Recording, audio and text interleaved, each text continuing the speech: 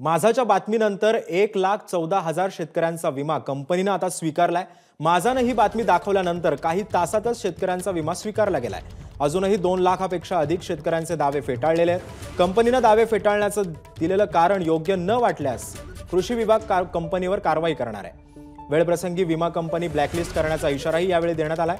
तसंच जिल्हा कृषी अधीक्षक प्रकाश देशमुख यांनी ही एबीपी माझाला माहिती दिली आहे। दरम्यान या संदर्भात जिल्हा कृषी अधीक्षक प्रकाश देशमुख यांच्याशी संवाद साधलाय आमच्या प्रतिनिधींनी। पाहूयात। 1,14,000 शेतकऱ्यांना एबीपी माझाच्या बातमीनंतर केवळ छत्रपती संभाजीनगरमध्ये फायदा झालेला आहे। आपल्यासोबत जिल्हा कृषी अधिकारी देशमुख सर आहेत। सर, काय बदल झाला एबीपी माझाच्या बातमीनंतर? नमस्कार। कालच आपण सकाळी आपल्या जिल्ह्यासाठी जी प्रधानमंत्री पीक विमा योजनेमध्ये काम करणारी कंपनी आहे चोलामंडलम जनरल इन्शुरन्स कंपनी, त्यांच्या माहितीनुसार आपल्या जिल्ह्यामध्ये जवळपास 4,51,000 एवढ्या शेतकऱ्यांचे दावे विविध कारणं देऊन त्यांनी फेटाळलेले होते। आपण सातत्याने 8 दिवसापासून त्यांच्याकडे पाठपुरावा करतोय। कालची त्यांना आपण संध्याकाळची 5ची डेडलाईन दिलेली होती।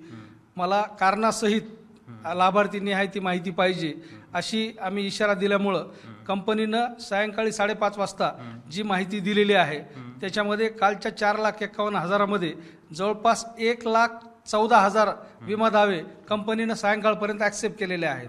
आता जे काही उर्वरित आहेत 2,61,000 साधारण ती फिगर येते, त्याच्याबद्दल सुद्धा आम्ही सन्माननीय जिल्हाधिकारी महोदयांकडे बैठक लावून या कंपन्यांना विनाकारण जर त्यांनी दावे फेटाळले असतील तर ते ॲक्सेप्ट करायला आम्ही बाध्य करू। बातमीचा कसा फायदा झाला सर्वसामान्य? पूर्ण काल दिवसभरामध्ये चॅनलवरून ज्या काही बातमी ही दाखवली गेली त्याच्यामुळं सगळ्याच कंपन्या, आपलीच एकटे जिल्ह्याची नाही तर सगळ्या राज्यातल्या विमा कंपन्या अलर्ट मोडवर आलेल्या आहेत आणि खूप चांगल्या पद्धतीनं ॲक्सेप्टन्स जे खरेखुरे शेतकऱ्यांचे दावे होते ते विनाकारण काही कारण न देताना फेटाळले गेले असते, पण ह्या बातमीमुळं खूप मोठ्या प्रमाणावर ॲक्सेप्टन्सचं प्रमाण विमा कंपन्यांनी वाढवलेलं आहे। कॅमेरामन धनंजय दारुंटेसह मी कृष्णा केंडे, एबीपी माझा, छत्रपती संभाजी। एबीपी माझा, उघडा डोळे बघा नीट।